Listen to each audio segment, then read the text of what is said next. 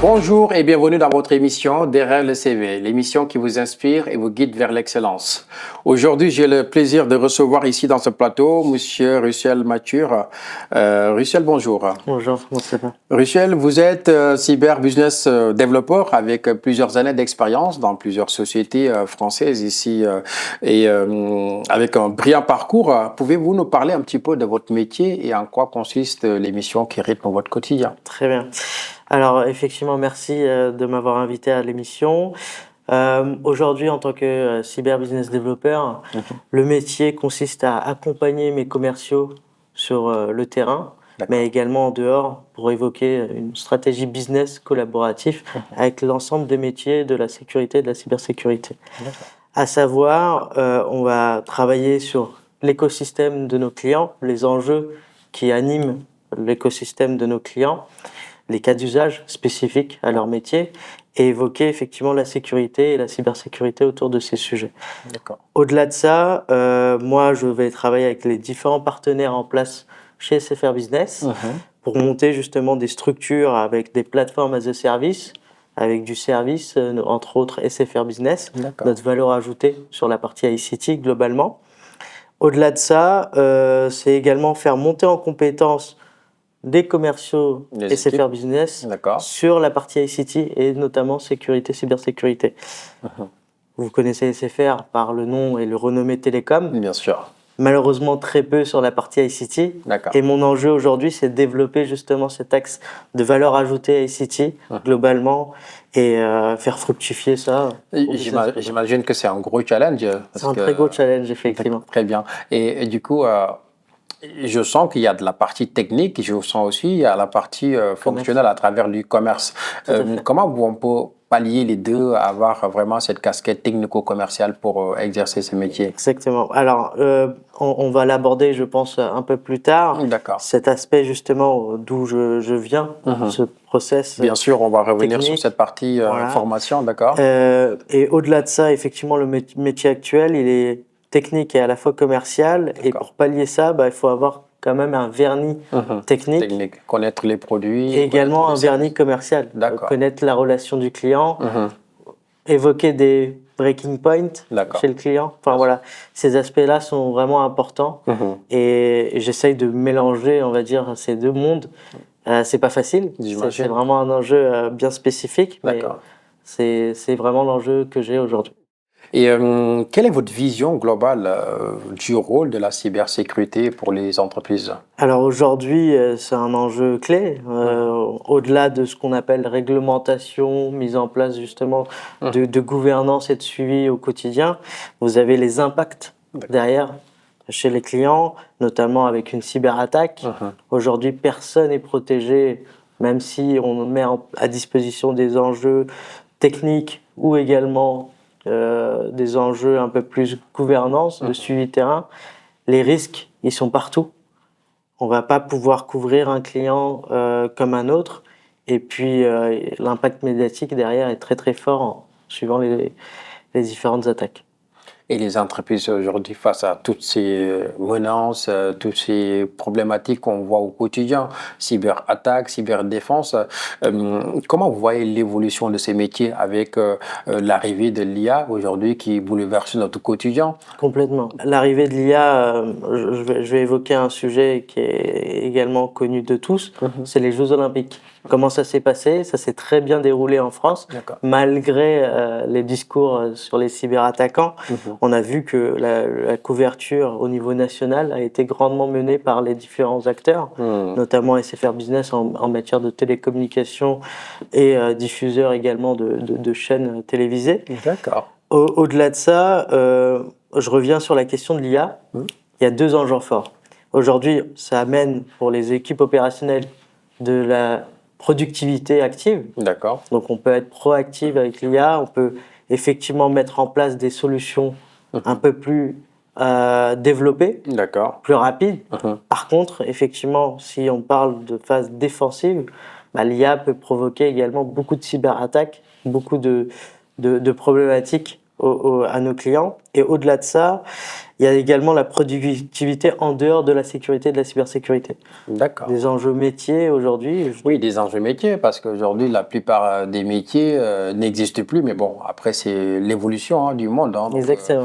les métiers qu'il y avait depuis les années 80 ne sont plus les mêmes. Donc, est-ce que vous êtes optimiste par rapport à l'IA, ou bien faut l'utiliser à bon escient? C'est à double tranchant. Aujourd'hui, j'ai pas vraiment la réponse et effectivement, c'est un sujet sur lequel il faut qu'on se penche.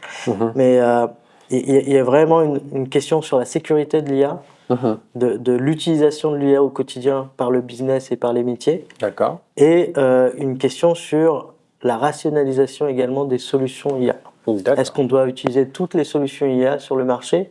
Est-ce qu'on doit utiliser une solution? Enfin, tous ces enjeux-là sont à réfléchir. D'accord, mais bon, moi, toujours, en tant qu'expert dans les ressources humaines, pour moi, l'homme est irremplaçable et c'est important de donner toujours les métiers à l'homme de faire des choses. Ok. Là, récemment, vous avez lancé l'initiative de Maturity Cyber pour vulgariser tout ce qui est cybersécurité. Pouvez-vous nous expliquer un petit peu de ce nouveau concept? Oui, exactement. Merci d'ailleurs d'évoquer ce sujet. Maturity Cyber, c'est une initiative que j'ai eue personnellement. D'accord. Suite à mon départ d'un client final pour revenir justement chez SFR Business avec ses appétences techniques et commerciales. C'est une page d'Instagram dédiée vraiment pour tout le monde. D'accord. Pour évoquer des sujets sécurité, cybersécurité, pour mettre en avant justement d'autres mots pour évoquer la sécurité et la cybersécurité au travers des images, au travers des visions différentes. Donc, vous facilitez aujourd'hui l'accès à l'information concernant tout ce qui est problématique liée à la cybersécurité. Exactement. Aujourd'hui, on entend beaucoup de mots à connotation vraiment technique. Technique et très, ça fait peur des fois. Exactement. On entend des mots, cyberdéfense, cyberarc comme solution, il y a pas mal de choses. Et au-delà de toutes ces solutions qu'on voit sur le marché, les offres de services, vous, en tant que technico-commercial, avec toutes ces années d'expérience, quelle est votre perception? Est-ce qu'il y a des meilleures solutions, meilleures que d'autres, ou bien tout dépend de la problématique de la société? C'est un vrai enjeu. On en a parlé justement au niveau des assises de Monaco récemment. D'accord. On a évoqué tout ce qui est réglementation liée aux différentes entreprises. On a évoqué l'IA, on vient d'en parler. Et effectivement, la rationalisation des solutions de sécurité. Aujourd'hui, on a des solutions vraiment à tout va. Ouais, pléthore, ouais. Pléthore, exactement. Et l'idée aujourd'hui, c'est de rationaliser ces équipements, ces éditeurs, ces constructeurs pour travailler vraiment, parce qu'aujourd'hui, les clients, ils n'ont pas X personnes pour travailler sur les sujets. Ils ont vraiment des petites équipes, voire des structures à taille variée. Soit ils font confiance à un partenaire de confiance, comme SFR Business, soit ils font développer des plateformes as a service. D'accord. Voilà. Très bien. Pour répondre aux enjeux. On va revenir un petit peu sur votre carrière. Comment vous avez démarré votre carrière à l'issue de votre formation? Je rappelle que vous avez quand même passé une formation très atypique. Comment vous êtes venu et qu'est-ce qui a motivé ce choix de faire cette formation dans ce domaine? Alors, j'ai commencé effectivement avec un bac SI, donc orienté technique pour le coup. J'ai ensuite intégré un DUT. Malheureusement, j'ai eu un parcours un peu atypique et difficile personnellement. Je me suis réorienté sur un BTS SEO, option SISR, pour un peu évoquer tout ce qui est système informatique et sécurité des réseaux. Et je me suis, grâce à ce BTS, orienté avec un axe en alternance chez un client. Et c'est là où il y a eu cette appétence avec la relation client qui m'est venue petit à petit. Et ça m'a permis de voir justement et d'avoir une approche complètement différente de la technique. Au lieu de pousser vraiment de la technologie, écouter le client, comprendre ses besoins. Écouter ses besoins. Et c'est là où j'ai eu cette fibre. C'est très bien quand même de comprendre les métiers parce que souvent on parle de tech, on parle des mots qu'on ne comprend pas et les équipes fonction support ont besoin de comprendre les enjeux. Donc avoir des personnes qui jouent quand même ce côté technico-fonctionnel pour expliquer les enjeux de chaque métier. Je pense que ça peut quand même aider pas mal de personnes. Et du coup, vous avez commencé cette carrière. Quelle est l'expérience qui vous a plus marqué durant ce brillant parcours? Alors, celui qui m'a le plus marqué, c'est effectivement parmi des clients, notamment CAC 40 ou même PME, bah, c'est l'écart justement de sourcing chez ces clients. On peut avoir des staffs vraiment importants dans les CAC 40, vingtaine de personnes, 50, versus TPE où on fait tout avec une seule personne qui touche à tout. Et ça m'avait marqué. Et c'est là où je me suis dit, au-delà d'adresser les CAC 40 qui sont un peu plus friands des solutions technologiques diverses et variées, bah, plutôt me positionner sur le marché TPE, PME, ETI, grand compte, pour développer justement cet axe technique et commercial, pour les aider au quotidien, leur amener des outils qu'ils n'ont pas l'habitude d'avoir et également de la valeur. C'est vraiment la valeur en tant que service. Et c'est ça qui... C'est important, hein, la notion de valeur ajoutée par rapport à tout ce qu'on fait, c'est ça qui fait la différence.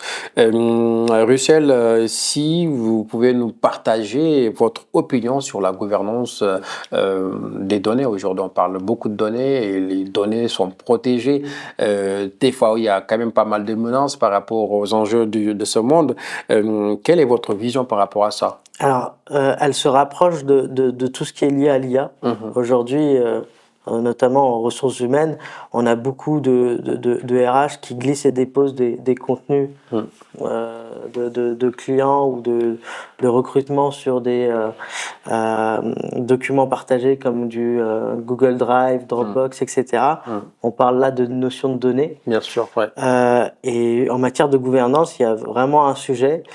Ce sujet, j'aime bien l'associer avec une personne chez des clients qui s'appelle un DPO, Data Product Officer, et qui permet justement de voir un peu plus le détail et les contenus de la donnée chez ses clients et de traiter justement cette gouvernance globalement. Mais pour moi, elle est importante parce qu'aujourd'hui, avec l'explosion du marché IA et de la donnée, il y a vraiment un enjeu sur le sujet. S'il y a des qualités aujourd'hui pour exercer ce métier, quelles sont les 3 qualités nécessaires ou bien indispensables pour vraiment être un vrai business développeur dans la partie cybersécurité? Alors, la première qualité, c'est vraiment être à l'écoute, que ce soit du client, mais également des équipes commerciales. D'accord. Comprendre vraiment ce qu'ils ont besoin en termes d'enjeux business. D'avoir effectivement cette cassette dans un deuxième temps technique pour évoquer des sujets un peu plus breaking point chez les clients. D'accord. Et la troisième, c'est être ouvert à différents partenaires, que ce soit des partenaires dans le monde du conseil et de l'audit, en tant que cabinet de conseil, dans le monde des solutions de sécurité, et enfin sur tout ce qui est lié autour des services et services opérationnels, entre autres.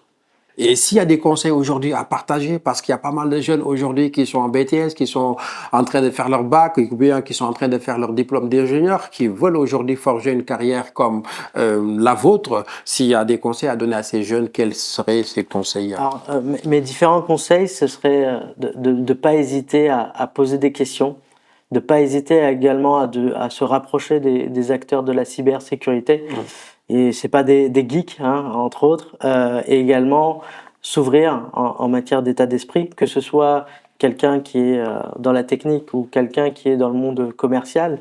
Vous êtes vraiment sur un cœur de métier avec des marchés de niche et des enjeux vraiment forts tout au long de votre carrière. Vous allez croiser justement ces business, ces cas d'usage, et puis appliquer justement au quotidien également de votre côté différents vecteurs que vous allez apprendre. Très bien. L'émission tire à sa fin. Merci Russell d'avoir répondu à cette invitation. Merci Mustapha. Je vous donne rendez-vous la semaine prochaine avec un nouveau expert qui va venir ici dans ce plateau nous partager ce qui se cache derrière son CV.